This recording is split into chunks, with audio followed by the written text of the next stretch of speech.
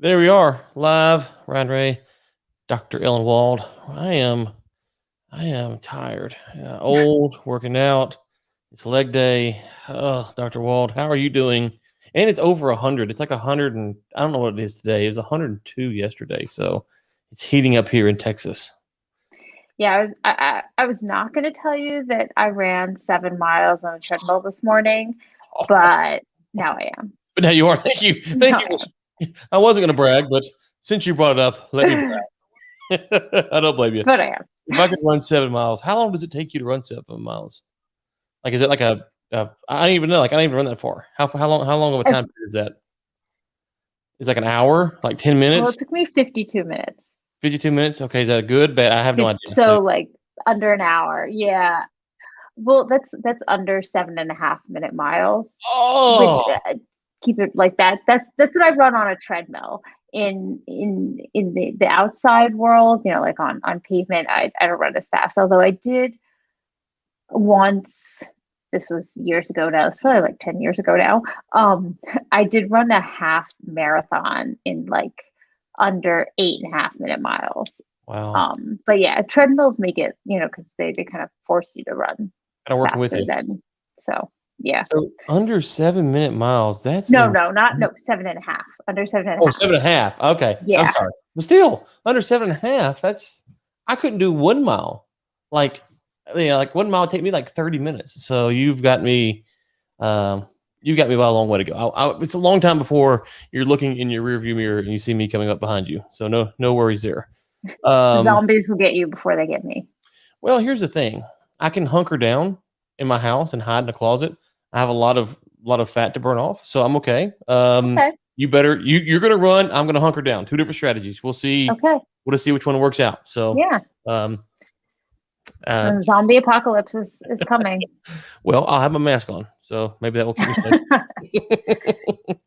All right, Dr. Wald, let's get into it here. Let's see here. I can pull on. There we go. This is from Reuters. Oil falls as coronavirus slower China imports hit demand. Oil falls as coronavirus, slower China imports hit demand. These titles sometimes I don't understand the people writing them. So I didn't look at the oil price this afternoon. I Down mean, a it's little bit. Down a 72 little. WTI. That's pretty good. This is the standard. We have to write a oil price story, so let's write one. Yes. So here it is. Well, one of the interesting things is I was kind of curious about the role that China is having in oil prices, because forget coronavirus at this point, because or Delta or whatever it is that we're calling it these days, because no one really knows. Like you can just append coronavirus to anything and say it causes whatever. But China, okay, so like what's going on there? I've heard people saying that all of the floods are going to cause or are already causing a drop in demand, and then you have China clamping down on their so-called teapot refineries. They're not issuing as many. They're not basically like issuing as many quotas for them to import. So I think obviously I think we need to watch Chinese demand in the second half of the year. But if the teapots are, or sorry, if the independent refineries aren't importing as much oil, well, are they giving the state refiners bigger quotas? And like is are these floods really going to impact demand? Like how much impact on demand are we really going to see from these floods? Yeah, and I meant to send this to you yesterday. I don't know if I have it. There was an article, I think it was from Bloomberg, talking about Chinese uh, Chinese SPR and where they were at in it, and I don't I don't see it. I guess I didn't save it, so that's on me. Anyways, so and I can't find this. I can't find it now. Yeah, well, and so the floods. And did you see the flood that I say the flood like a flash flood that Anas tweeted out in Oman? No, what Man, did that look like? I'll pull it up while we're talking here if I can get my computer to actually work. It was pretty intense. So you have floods in China. We had them in Europe or in Germany at least. So what was it? Germany got like 8 inches a month worth in a night or something like that. What was? Do you remember the official number? I thought it was China that got 8 inches. They Maybe got a it's month's worth China. in a night, but yeah, they had pretty bad flooding in Germany and also I think in Belgium. Yeah. So and then I don't know what the deal with the Oman stuff was. But yeah, it was. We had a week's worth of floods around the world. So what you're thinking that it's going to soften Chinese demand potentially in the short term, but in the long term, when you have floods like this, you have to rebuild, you have to burn diesel.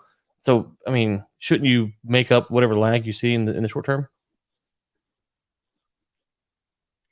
Yeah, I'm kind of skeptical of all of the people who are like, oh, this is going to be a huge impact on demand. And, we're going to, I mean, maybe not. I mean, I just like, I don't know how widespread these floods are. I mean, I understand these are very big cities and they impact a Mhm. lot of people. But at the same time, like flooding does go down. I mean, remember, like, I, I mean, I remember when Hurricane Harvey hit Houston and there was a lot of flooding, but I mean, I don't know if we saw like that didn't like really impact demand so much as it just impacted the general like sense of the oil industry just because of all of the infrastructure that was Right, there. right. So like I get that floods are an issue. I'm just not sure that that is really what's going to impact Chinese demand. Other than, I mean, there may be other factors impacting Chinese demand, and they're kind of like blaming it on the floods. Right. Well, right. So that's what I'd say is that unless you have some kind of long-term refinery or something shut down, then you would see a drop in demand because people aren't driving. But then if there's damage, they're gonna have to fix all that damage, which means you'd actually have an increase in demand because so it seems to be pretty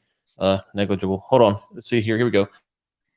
So this is Wow. from I can't see right now, but here we go. So for those of you listening, we have on YouTube, and I'll put this in the show notes so you can watch along. Here we go. It's crazy. Wow. That's a lot of water. Yeah. Did a dam break? Let's see here. So according to the tweet, the waterfalls of Jebel Shams. Oh, I don't that's know. in Amman. Amman. I'm sorry. I said That's I in said Amman. Jordan. Amman. Yeah, wrong country there. Sorry about that. Apologies to all the people in Amman versus Oman. All right. Yeah, no floods are natural these days. It's all based on climate change, according to Of RigLinks. course. Obviously, one thing these floods highlight is how bad construction and planning actually was a few years back. Potentially, yeah. Yeah. No, I think that's a really good point. I mean, I think in a lot of like European towns, especially some of these like really old towns, it's not necessarily that, but like I think of some of the issues in China were like there were dams that just broke and things like that. And so maybe they were constructed really shoddily. I mean, in Houston, I know the issue was that they just like they like opened up these areas and basically flooded them on purpose to relieve pressure from other areas. And we've seen that happen in other areas. So yeah, I mean, some of it is a construction and a water management issue. Yeah, and you I was at I won't say the company's name. I don't know if it's public or not. But anyways, I was at their office in Houston, and they had their command center. It's a big pipeline company. It's a big publicly traded company. Anyways, and there's a command center, and they said that their command center was built to withstand a Cat 3 hurricane or Cat 4. Now this would be so you got downtown Houston, kind of on the north side, so it's not down there right on the ocean, but it's relatively close. And I was thinking, Cat 3, like you might want to, why don't you go ahead and build for the Cat 5? Like, why not? Just you guys got the money. Now I don't know what that means, as far as building, but so in that case, was it poor planning, or do they look at it and say, listen, a Cat 5 comes once every so many years, within so many years we're going to build another one. We'll figure it out then. So sometimes this is a deal where you look at the likelihood of these rare events happening, and you take the risk, and it just turns out bad. So it could be poor planning together, but it could just be a risk factor. It could also be that the difference in the structural ratings between what's rated for Cat 3 versus Cat 5 is not actually all that different.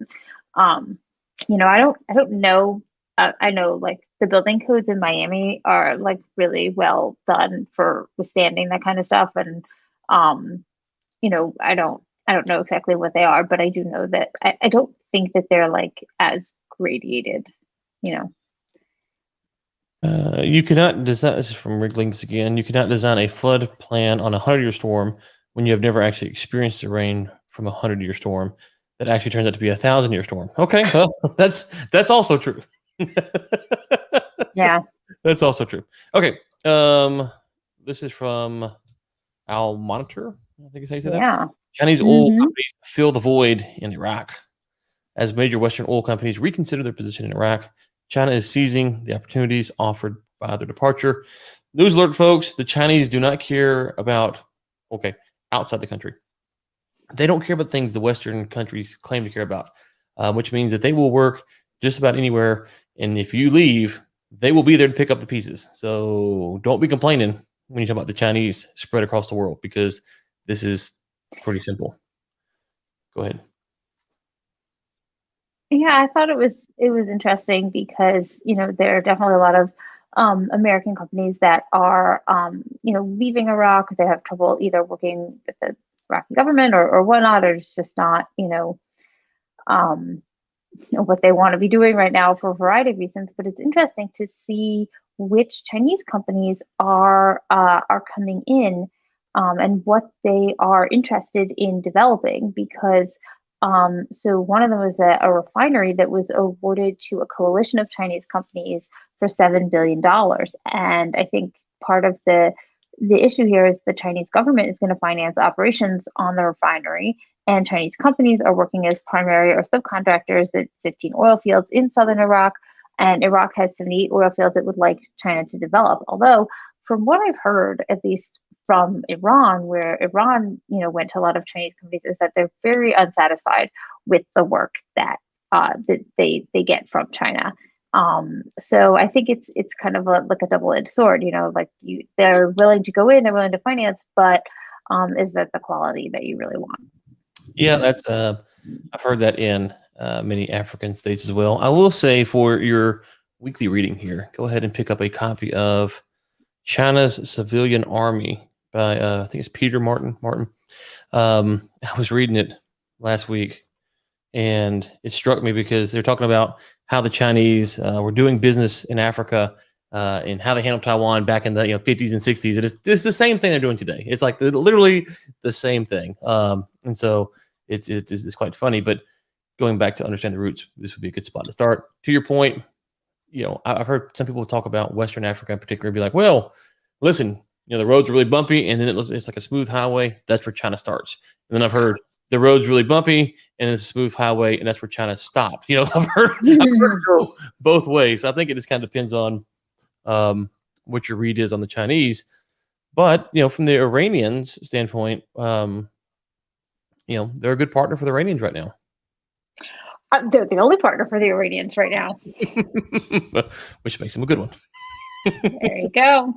Oh, well, so one of the things, what is your thoughts on the Iraqi legal system? Because I think it was Nas, I can't remember who it was, who pointed out that when we overthrew Saddam, we set up a pretty good legal structure, and that's allowed Iraqi production to stay up so high. So will that help maybe the Iraqis deal with the Chinese having a good, solid legal structure in place? I would say that I really don't know enough about the Iraqi legal structure to comment. Well, get your Iraqi Law 101 out and report back to us. I'm gonna dust up on Iraqi law. Yeah, before I'm gonna say I just don't think I have enough information to be able to answer that. Very good question. Well, what's weird is if you look at the production, it stayed up. And you would think that all the turmoil there, that it wouldn't be as high as it is, but it has. Yeah. They've been literally invaded for 2003. Yeah. So, okay. If you know about Iraqi law, let us know. We'd love to hear your thoughts on it. All right. Okay. EV batteries, the next victim of high commodity prices. Wait, I thought high commodity prices were good for oil and gas, good for renewables. Now we're saying they're bad. Yeah, right? Exactly. Well, because apparently commodities are not just hydrocarbons; they also include rare earths. I believe is the term they like to use for that. Yeah, those rare earths. Those are expensive. That's why they're rare. Yeah, exactly. Well, so what are we talking about? Well, let's see. We're talking about. I know they're talking about lithium. They're talking about cobalt and all of these things. So if you look at, there's actually an interactive graph in this article, talks about the global average price of lithium carbonate. And if you look, it starts in 2015, it goes up, up, up, up, up, and then it comes down basically almost back to where it was it started to come down, like in really dropping, July 2019, it seems to like hit a trough in November 2020, and it's just been climbing like super high since then. Although maybe leveling off. Although I don't know. Goes to June 2021. So, I mean, is it just that like the push to EVs is, people are just jacking up the price? Is it just all commodities, super cycle stuff, or is it, The super cycle. is there like really a shortage or what? Well, if you look at the lumber prices, which I don't know where they're at now, but they've leveled off and come back to reality, I believe. So much of that last year was kind of artificially inflated due to just all the wonkiness that went on with the COVID year. That's what we're calling last year. It's a COVID year. COVID You have leap year? years, we have a COVID year. It was a Okay. leap and COVID year. So with the COVID year, and let's see here, I can actually pull this up. My computer is halfway working, so we'll see if we can pull this up here, the little chart. Let's see here. There we go. Okay. So this is the chart you're referring to, right? Yeah. Okay. So yeah, but listen, the last time the prices were high were 2018, which, gas oil prices weren't like crazy in 2018. They were been crazy back in right here in 2016, right? That's when it was $100, about July 16. Yeah. And so you saw that peak, and then it collapsed back to, I think it goes all the way back to 2015 prices, and then now it's back up. So I don't know, why is anything the way it is today? I mean, is it a supply chain issue at the moment? Okay, so is it like Chinese battery makers benefit from a strong EV supply chain? While most mining isn't done at home, China dominates the processing of chemical materials that go into batteries. It accounts for 65% of the production of anode materials and electrolytes, and 42% of cathode materials. That's according to Goldman Sachs. So basically, they're saying China has a really good grip on the supply chain for these batteries. Mhm. And to me, that sounds problematic and an easy way for prices to get jacked up. You wouldn't be put on your conspiracy hat to think that, would you? I mean, like, if anyone has that much control over the market, then obviously they're going to have an easy time manipulating it. Right. The thing to consider here is that if you're looking at it saying, okay, well, the prices are the highest since February 2019, and then between April 2017 and February 2019, that's where we're at. Okay, well, the economy, at least in the U.S., during that time period, was doing relatively well. I mean, now the economy is not doing relatively well. So if you think about projecting these high prices out, if they stay somewhat high, to your point a minute ago about everyone pushing towards EVs in Europe and the US and California, whatever, will the average person, you have inflation, but then you have this potential inflation, which is just strictly good government manufactured, right? There's no, it's like mandated inflation. Yeah. So I don't know how I don't know how the average guy can continue to pay for EVs if the prices still go up. Yeah, I think it's an interesting issue and begs the point of like, should we be pushing for more lithium mining and supply chains outside of China? But that, like, I think there was like the Biden administration is basically like, no, we're not permitting any mines in the US. So we'll see. Okay, big oil companies push hydrogen as green alternative, but obstacles remain. There's always obstacles. Literally. yeah, I mean, yeah. I'm still like this hydrogen thing. It reminds me of the big buzzwords. Remember when like blockchain was the big buzzword in energy, and AI before that, and big data, and everything was like, oh, this is I feel like hydrogen has become that. Yeah, and it's just, I don't want to say it's coming out of nowhere, but it's really kind of taken over the news cycle I said recycle, but it's to your point. What did we have the Saudis 2 weeks ago talking about shipping it to China, right? Yeah. And then Mm-hmm. now we got the big oil. So, I mean, what kind of market is there for the product, you think? You Or know, is it strictly just ESG? Is it more of an ESG component than anything else? I wonder if it's really just like a thing for ESG. Okay, so here, so let's see what it says. So, they're saying, so, okay, so most hydrogen today is actually made from fossil fuels to begin with. The challenge is to make it using Wait, renewable it's a power it's a instead fossil fuel. and produce it on an industrial scale in hope of bringing down costs. Okay, like, okay, that sentence, or that like two sentences is the crux of the problem. Mhm. Okay, so you can make hydrogen easily from natural gas. Oh, well, but we want to use renewable energy to make hydrogen, and we want to bring down the costs. So, because we want to produce on an industrial scale. Well, what are you going to do? Like have like windmills? I mean, come on. Also, oh, hydrogen is explosive as well as difficult to store and transport. Well, that's what it says So right it here. might blow up in your face. Yeah, so critics of fossil fuel hydrogen, where carbon is captured, said the process is expensive and that extracting and transporting natural gas often results in greenhouse gas leaks, meaning any hydrogen produced likely won't be zero carbon.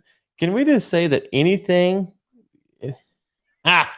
Yes, yes. Thank you. Sorry, I have a comment for those listening. Yeah. That this is a market for rocket billionaires. Yes. Yes, Yes. that's the most likely thing here. That's the There most we likely go. thing. Can we talk about that for a second? Yeah. There is zero chance that space tourism takes off. We agree on that, right? Oh yeah. Okay. I Like mean, there's space tourism for like the common man, or space tourism for the billionaire man. anyone in general. So I mean, let me put some frames on this. You might have I don't know 20 to 30 space flights where the rich of the rich go up, or maybe let's say 100. I don't know, but this is not an actual industry. Like this will be a fad and then it goes away. So whoever wants to go up will go up, and then that's it. Like this is. Yeah. I mean, Oh yeah, this is for like the billionaire club, so that when they all show up at WEF, they can like compare notes on which like spaceship, went up. And guaranteed, like someone who tries it in like China or Russia will blow up. did you see that they took Bezos's astronaut wings away? The FAA like redid they were talking about redoing the thing so he can't be an astronaut. Really? Yeah, I don't listen. If you get the money to do it, I'm sure there's huge tax subsidies and it's a write off more than anything else. But that aside, the fact that people are talking about space tourism as if it's a viable industry, like I don't even know. It is a complete waste of money. But whatever. And if they want to waste their own money, that's fine. But I don't know what the tax implications are on this business, but I suspect they are pretty lucrative, and so that's why most people are in it. Okay, let's see here, Dr. Wall. We got this thing rocking here. Let's get this one up. Make it easy. U.S. rethinks sanctions approach. President Joe Biden administration is reviewing U.S. sanctions policy with a view to restoring the use of sanctions as an element of diplomacy, after concluding that its predecessor's maximum pressure approach against Iran and Venezuela has achieved little to no political results. Wait, so go ahead. Yeah, I'm going here to say like, yeah. I mean, like the Trump administration had this idea that somehow like almost all diplomacy or foreign policy should be conducted through sanctions, without like defining what the goal of the sanctions was, other than to like make it really economically difficult for someone in these countries. And I think that that was a really big problem for them, because they were like, yeah, sanctions, maximum pressure on Iran, but what was the point? Was the point to make it so untenable for the people so that they would overthrow the regime? Was the point to make it untenable for the political leadership so that they would come to the table and negotiate? Was it regime change? Like nobody ever really knew. And I don't like it. Just using sanctions like that was never going to work. So I do think it's actually a really good idea to like admit that it didn't it achieved little to no political results. Of course, like what were the political results that they were looking to achieve? And we don't know because they never really seem to define them particularly well. And like, I just think if you're going to use sanctions, as sanctions should only be used as a tool of a like it's a component of a foreign policy. It's not the foreign policy in and of itself. You also have to understand like what is it exactly that you're hoping to achieve with this, because otherwise you're going to just end up in a situation where things go on and on and on, and like you're not achieving anything. So I think it's a good idea to review overall approach to sanctions policy. Let's start with Cuba. I'm not sure that like Let's start with Cuba. Let's just start with Cuba. or Myanmar, Belarus. I mean, like, do you know how much like sanctions? Like, we have sanctions all over the place. Yeah, let's just list them on Cuba. Let's just start there. That's what I would suggest. Yeah, they don't work. And I remember when Trump came into office, his more of his art supporters were like, the Chinese economy can't withstand the Trump sanctions. They're taking a beating and they're going to come to the table. And then you read the phase 1 trade deal. You're like, Trump got whipped on that thing. That was pretty bad for him. I guess in a theoretical, hypothetical world, if he'd gotten 4 more years, maybe the sanctions would have worked, but it seems unlikely. Again, case in point, Cuba. So when Biden says this, are we going back to just the previous, like Obama administration, which is not much better? It's better than Trump's, but not much better. And so, because the U.S., to your point, we sanction everyone, including countries that have no real political sway or.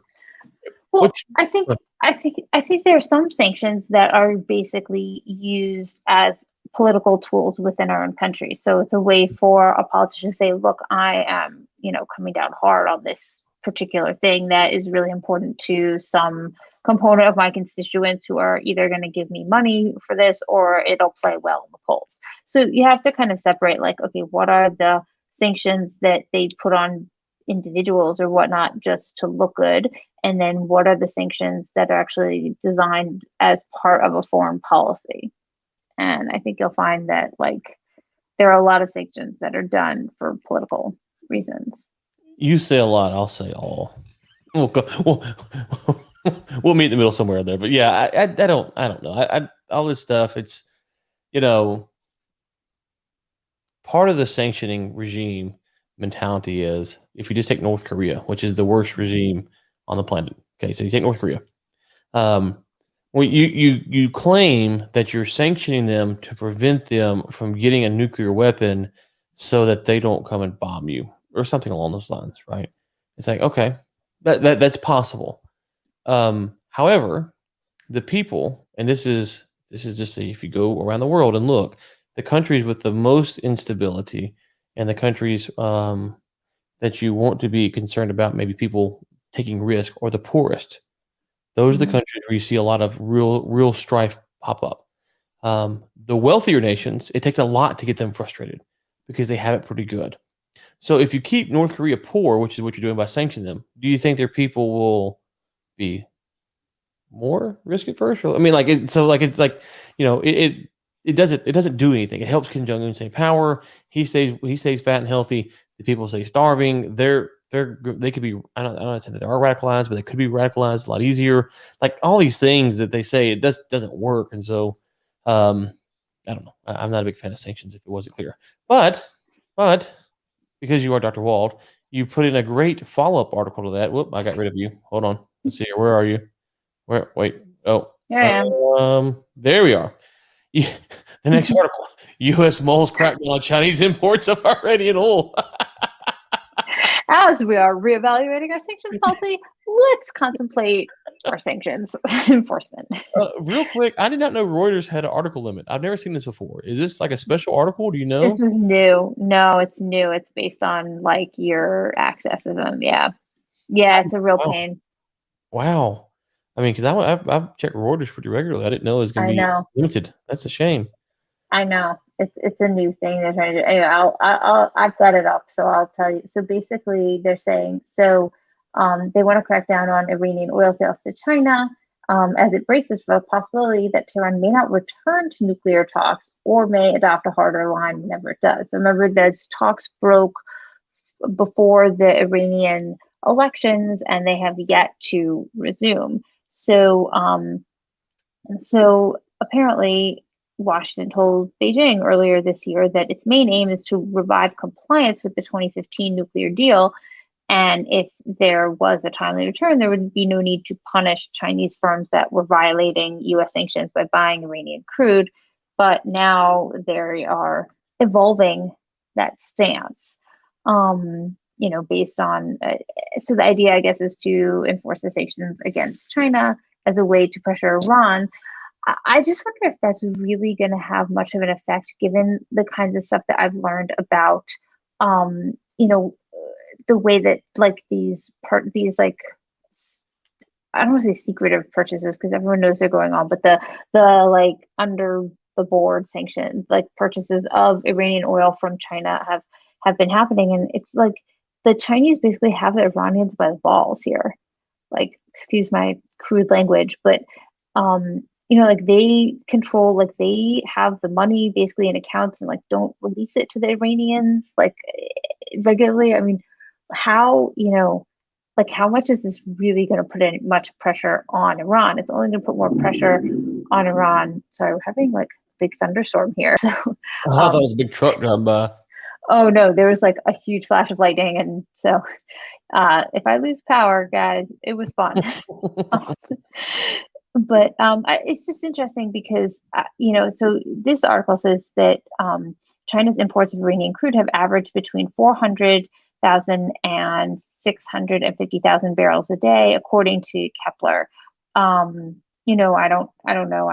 I'm more of a Tinker Trackers gal myself, so maybe we can get some of that data on here in another podcast to really kind of delve in.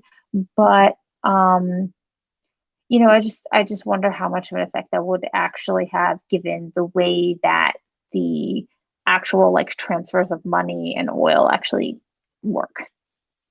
And can they? Like, is the US even capable of this? Maybe they are, but maybe they're not.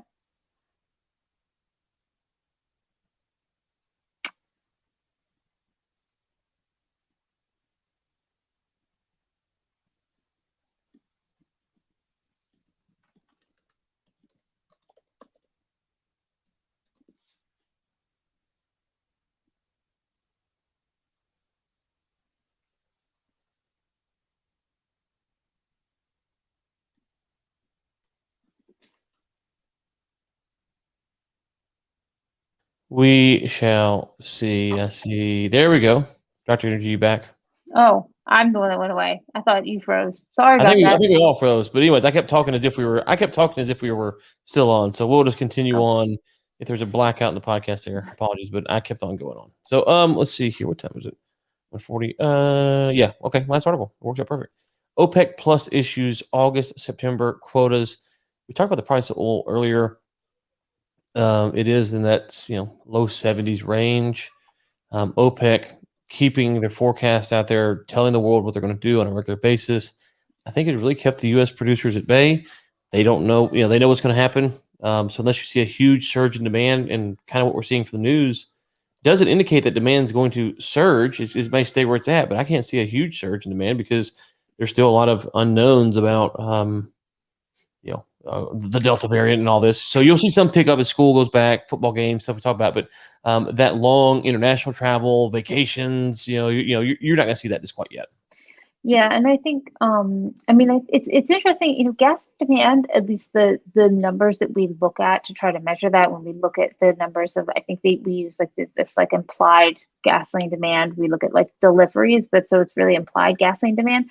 I mean, those numbers have really been kind of like all over the place. Like July 4th weekend, but preceding that, there was a huge bump, like way above 2019 levels, and then we were kind of back down. But then I heard recently that this past week, there was a big surge too. So it seems like things are really uneven. And I have a feeling that like maybe this is supply chain issues more than anything. It's kind of skewing the numbers so that we get really big numbers one week. And so it's actually probably just, like we just need to look at the average of these numbers to get a sense of where we are, which is probably slightly below 2019. One of these things I thought was really interesting, though, to consider at the end of this article was about Saudi Arabia. So one of the things that's been going on there is because they cut back on their oil production so much. So Saudi Arabia relies a lot in recent years, more so on associated natural gas to power its power plants. And their electricity use has been, growing over the past, several years.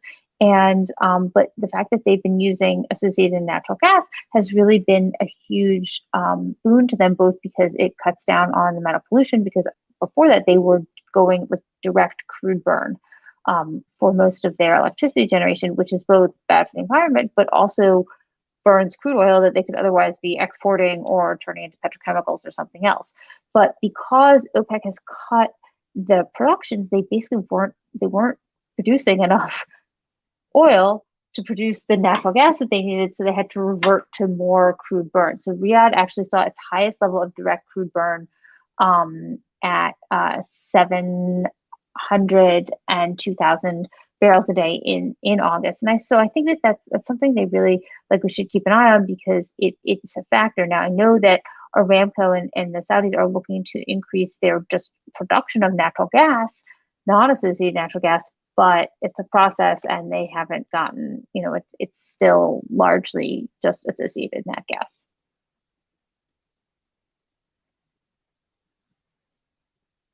Unmute. There we go. Okay. So let's look at Patrick DeHaan's, to your point, this is their Gas Buddy chart. I think you can see that here. So folks, don't follow. It's at Gas Buddy on Twitter. You can see there is kind of this nice up and to the right trend, but there are a few spots where it kind of drops off pretty significantly. If you go back to May 16th, I think that is, or 23rd, and then June 20th, and then July 14th. So it's not always going up and to the right. So it could be a supply issue, as you're saying.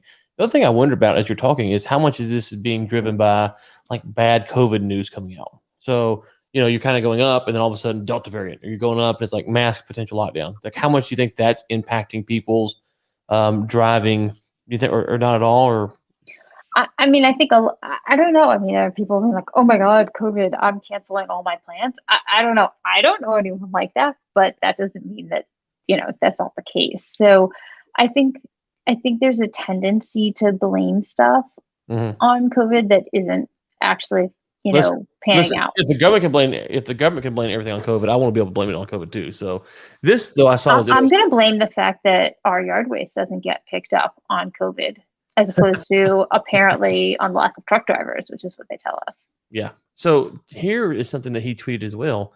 This is we should talk about this. So American Airlines warns about fuel shortages around U.S. Ask pilots to conserve. Let me just stop right there. If I'm on your plane, don't be conserving no fuel. Okay, burn it, baby. Okay. Burn it. Okay. So I was actually reading up on this right before we started the podcast. So I will convey some of what I have learned. So first of all, apparently this is really an issue only at certain airports, particularly smaller ones. So basically what they're actually saying is they're telling pilots that when they fly into the smaller airports to come with a full tank, because they're having issues. There's plenty of jet fuel in this country. We have a supply overhang. The problem is that they're having issues getting the jet fuel from storage to the places that actually need it. And the wildfires in the West are compounding this problem, because those guys need the jet fuel to fly those, whatever that is, when they release that red stuff that apparently stops fire. So they need the jet fuel. And so that's causing a lack of jet fuel to commercial airlines and stuff like that. So I think it's actually more of a supply bottleneck issue, as opposed to we don't have enough jet fuel. Yes, jet fuel production is down, as we all know from Dean Foreman's many statistical reviews, and that but it's not down enough that we're actually experiencing a shortage. It's really more of, I think, a bottleneck issue. Well, and that's what DeHaan says as well. He says that the jet fuel inventories are at their highest seasonal level since 2010. And then the tweet below that, he kind of unpacks the similar thesis that you do, that certain smaller ports aren't severely directly, they're not connected via pipeline. And so the truckers, Ellen's truckers that are gone, they're also gone delivering jet fuel. So Yeah. there's a shortage. Blame everything. Apparently, everything that's going wrong can be blamed on truckers. Like chocolate, no, not enough chocolate, blame it on the truckers. Not enough, your yard waste doesn't get picked up, blame it on the lack of. I mean, everything gets blamed on it. I suspect that not all of that is true, but Well, listen, we're not blaming the truckers on this podcast. We're blaming the people. Truckers make the world go round. Yes, we're very thankful for truckers because we're actually normal humans. We're blaming the elite who disrupted the world and threw the whole economy into disarray, and now the truckers are doing other things or whatever. I'm gonna give a shout out to Mr. Commodity on this podcast, who I was discussing this issue with before we came in, and he said to me, he's a Twitter acquaintance. He said, "Amazing what happens when you thrust the entire global supply chain into a brick wall." I thought that was profound. Yes, I like that. I like that very much. Okay, all right, Dr. Wald, I believe that is it. Where will you be this week? This week, I will be on investing.com later in the week with a weekly column about oil markets. And I think I will probably be coming up on Bloomberg with an opinion piece dealing with some infrastructure issues, and more than that, I can't really say. So. Oh, well, when is that again? This big classified? Hopefully sometime. It's not classified. It's just hasn't been edited yet. So I don't want to say when or exactly what before I get the word from the editor. I got you. Okay. Infrastructure related. Yep. So this week on Inside the War Room, I will have on Mark Rossano. I'm sure he will have plenty of things to say about the economy being thrown into the brick wall, as you put it, and a couple other guests as well. So I want to hear what he has to say about whether the floods in China are actually having an effect on demand or not. So we're going to talk about China. We always talk about China and floods, and I'm curious to see how much of this water is going to be able to be captured to use for agricultural purposes later on. Because if you're having a drought, I mean, listen, this is there's a lot of bad things that happen with these floods, but there's just economic realities that you have to deal with. So I'm curious to see if they've captured much of this because help for drought prevention in the future or whatever. So, okay. With that being said, we'll be back next week.